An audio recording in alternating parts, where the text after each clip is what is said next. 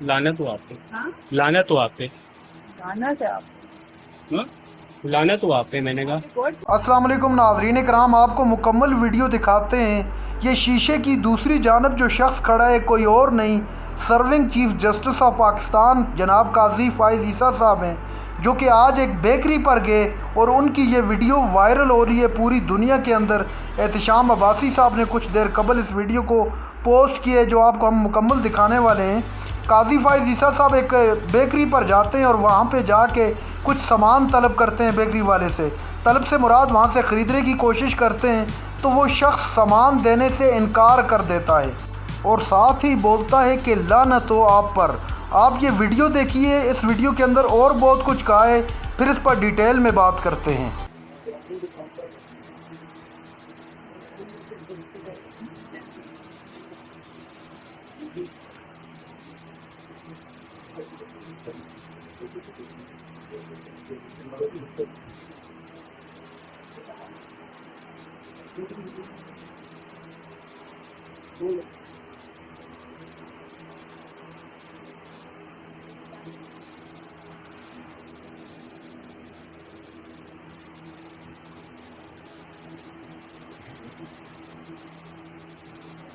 ठीक है, 9 स्ट्रॉबेरी कर लें और 9 क्लासिक चॉकलेट कर लें। और सही है, वो अलग अलग डब्बे में। फिर एक और डब्बा खोल लें।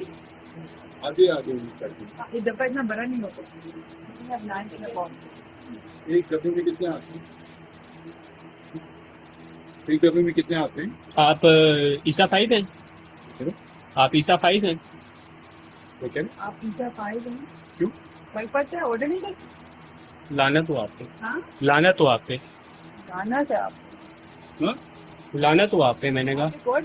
नाज़रीन कराम, आपने वीडियो देखी, काजी फ़ाइज़ ईसा को सामान देने से बेकरी वाले ने इनकार कर दिया और अभी तक जो इतलात मिल रही हैं मुबैना तौर पर, जो सोशल मीडिया पे चल रहा है कि इसकी पूरी फैमिली को और इस शख्स को उठा लिया गया है और इस बेकरी की दीगर जो ब्रांचेज़ हैं उनको भी बंद किया जा रहा है।